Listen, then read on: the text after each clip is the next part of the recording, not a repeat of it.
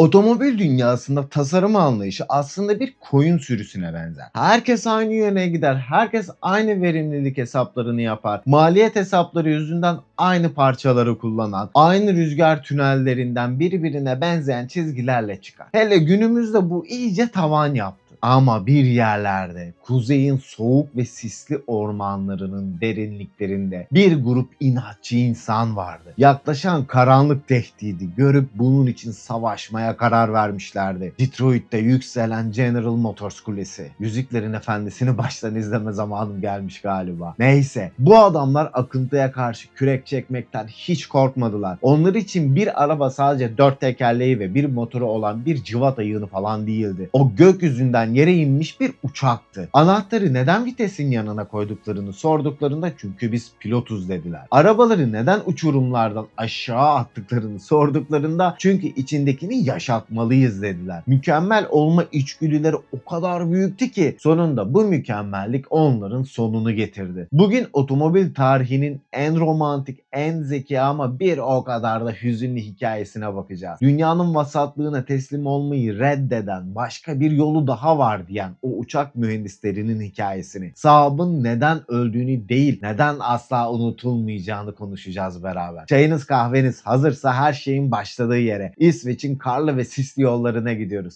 Hadi başlayalım.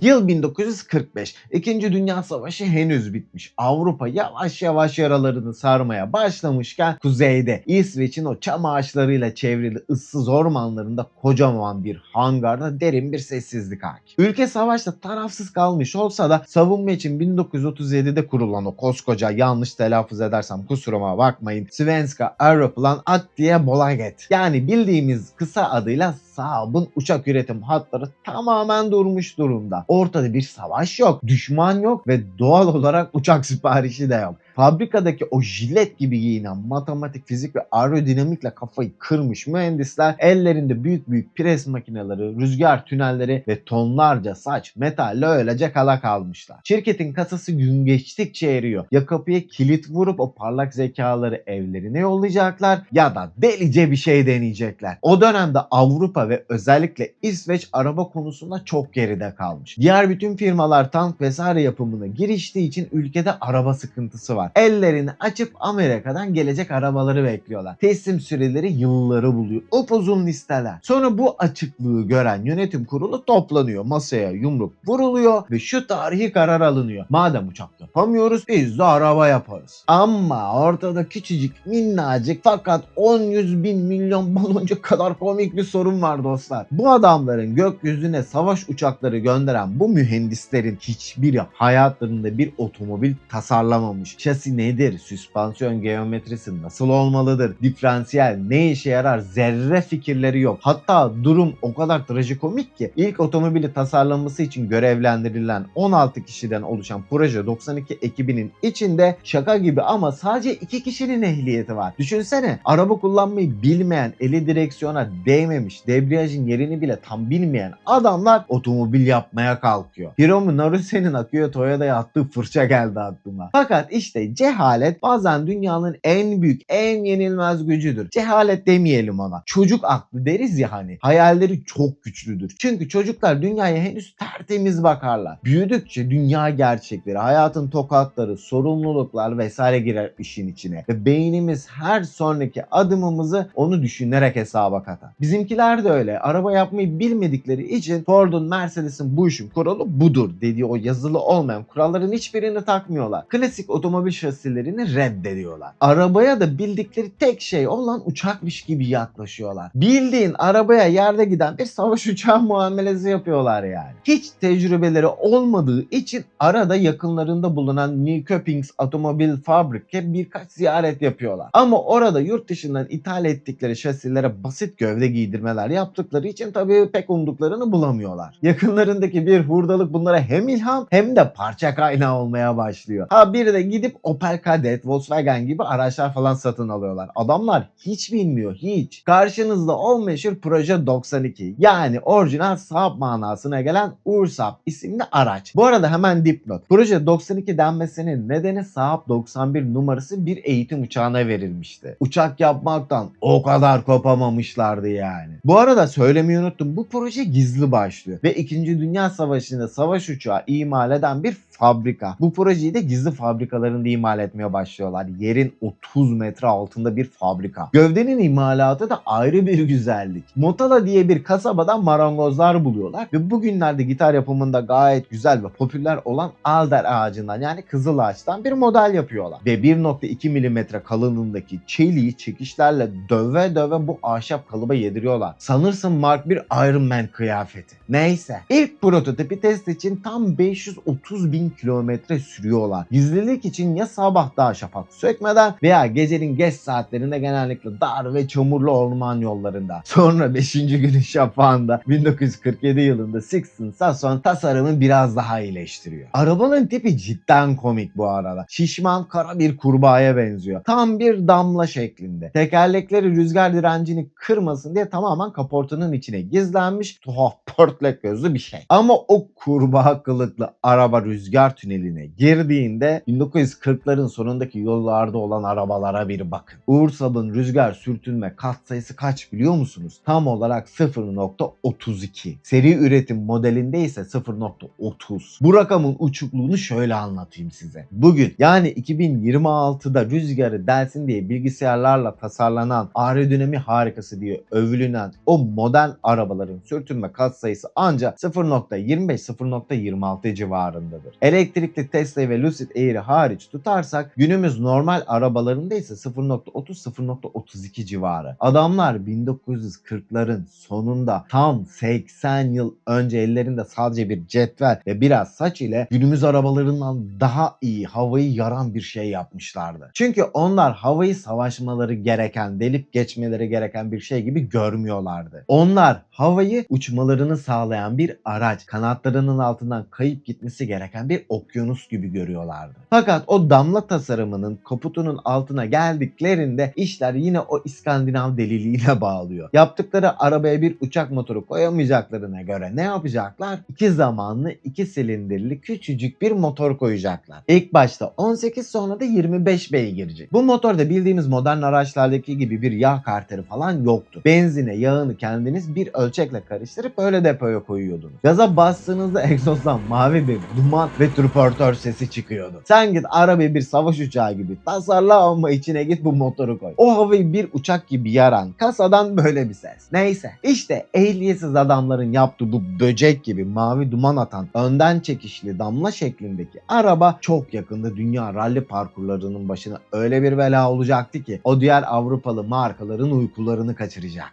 50'lerin sonu 60'ların başında Saab ailelerin kullandığı o garip tasarımlı araba imajından kurtulmak istiyordu. Bizim uçak mühendisleri arabalarının ne kadar dayanıklı, o damla tasarımının ne kadar dengeli ve verimli olduğunu tüm dünyaya kanıtlamak için tek bir yer seçtiler: ralli parkurları. O çamurlu ormanlara, buzlu dağ yollarını arabalarını saldılar. Direksiyona da cüssesiyle arabanın içine zar zor sığan ama 6 kilo titanyum kaplama yüreği olan Mr. Saab lakaplı efsane İsveçli pilot Erik Karlsson geçti. 1955'te ilk Saab 92 ile İsveç Rikspokalen rallisinde birincilik kazandı. Sonra Saab 93'te 57'de Thousand Lakes Rally, 59'da da İsveç ve Almanya rallilerini kazandı. Hemen sonra Saab 96'nın koltuğuna oturdu 1960'ta. Fakat Saab 96 modeliyle yarışmak diğer pilotların arkadan itişli güçlü arabalarıyla yarışmaya hiç benzemiyordu. Bu arabanın kalbinde o bahsettiğim 2 zamanlı motor yatıyordu. 2 zamanlı motorların rally gibi sürekli gaz fren yapılan bir ortamda çok ama çok ölümcül bir kusuru var. Gaza basmazsanız motorun içine o hayat veren yağlı benzin karışımı gitmez. Düşünün, rally parkurundasınız, dik bir yokuştan aşağı iniyorsunuz veya keskin bir viraja gireceksiniz ve ayağınızı gazdan çektiniz. Ama o esnada içeri yağ ve benzin girmediği için o pistonlar anında kurur, motor yatak sarar ve kilitlenirdi. Peki bizim uçak kafalı Saab mühendisleri bu sorunu görünce, arkadaşlar 2 zamanlı motorlar ralli olmaz. 4 zamanlı standart bir motor koyalım dediler mi? Tabii ki de hayır. Sistemi değiştirelim o zaman dediler. Şanzımana bisikletlerde pedal çevirmeyi bıraktığınızda tekerleğin dönmeye devam etmesini sağlayan serbest tekerlek yani free wheel mekanizmasını koydular. Bu mekanizma sayesinde ayağınızı gazdan çektiğiniz an araba şanzımanla motorun mekanik bağını tık diye koparıyor, motoru rölantiye düşürüyor ve araba debriyaja basılmış gibi boşta süzülmeye başlıyordu. Düşün şimdi, karlı ve buzlu bir ralli etabı. Ağaçların arasından 120 kilometre hızla gidiyorsunuz. Önünüzde bir hairpin var. Ayağınızı gazdan çekiyorsunuz ve arabanın motor freni yok. Hayırlısı be gülüm deyip buzun üstünde kaymaya başlıyorsunuz. Erik Carlson hayatta kalmak ve bu arabayı yolda tutabilmek için sol ayak frenini mükemmelleştirdi. Genelde freni sağ ayak yapar malum. Hilan toa bile yapsanız sol ayağınız genelde debriyajlı olur. Sol ayak freni çok hafif düzeltmelerde kullanırsın. O da performans sürüş yapıyorsa. Carlson yarış boyunca sağ ayağını gazdan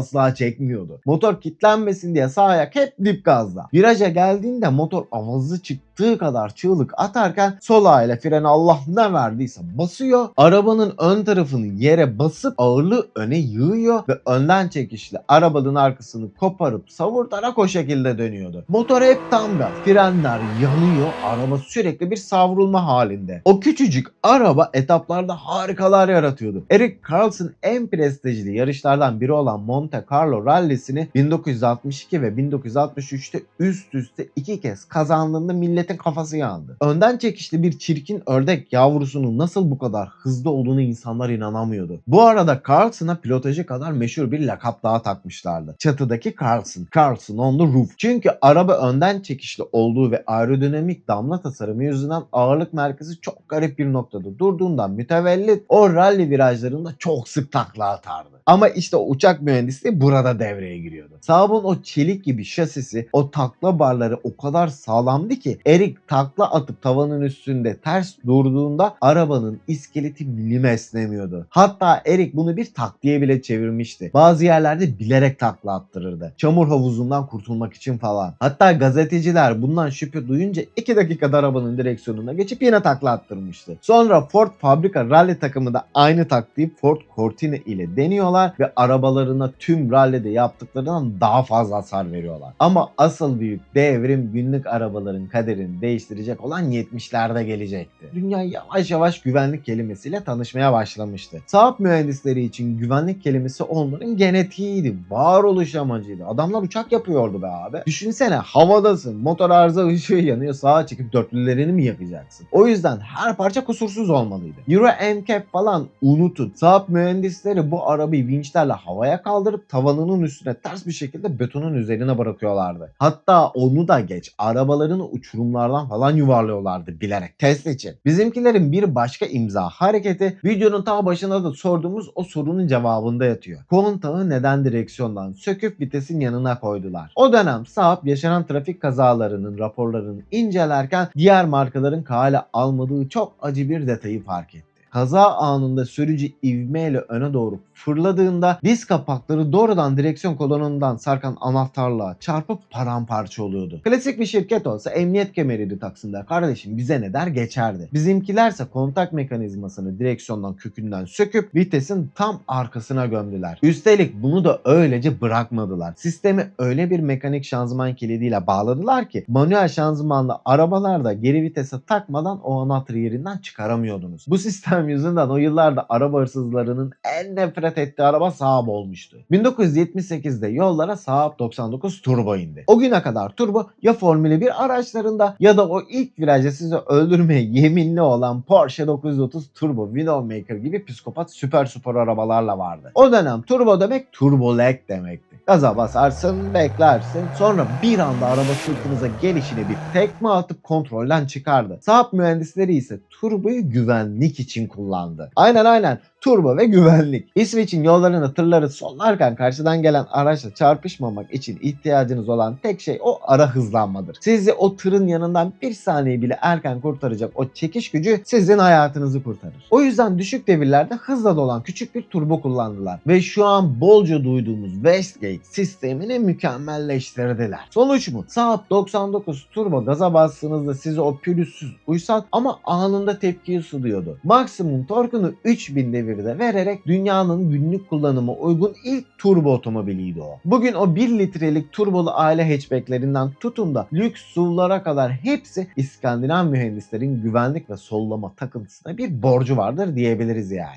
80'lere de geldiğimizde markanın ikonik yüzü olan 900 kasası sahneye çıktı. Sıradanlığı reddeden bambaşka bir aklı temsil ediyordu. Arabanın yanına yaklaştığınızda dikkatinizi çeken ilk şey ön camıydı. Savaş uçağının kokpiti gibi sürücüyü saran, köşelerden geriye doğru kıvrılan bombeli wraparound denilen camdı bu. İçeri girdiğinizde de ön konsoldaki bütün düğmeler, ekranlar pilot misali tamamen size dönüktü. Fakat işin muhasebe tarafı hiç de güzel değildi. Her şeyi bu kadar kaliteli ve takıntılı yapmak pahalıya mal oluyordu. Her yeni güvenlik icadı şirketin kasasından milyonlar sömürüyordu. Saab para kaybediyordu. Sonra güneydeki kuleden yayılan o karanlık büyüyerek İsveç'teki Trollhättan köyünün kıyılarına kadar gelmişti. 1989 yılında General Motors borç batağındaki Saab'ın %50'sine parayı basıp satın aldı. Kalanını da daha sonra alacaklar. İşte kanlı savaş tam olarak burada başladı. General Motors'un olayı çok basit.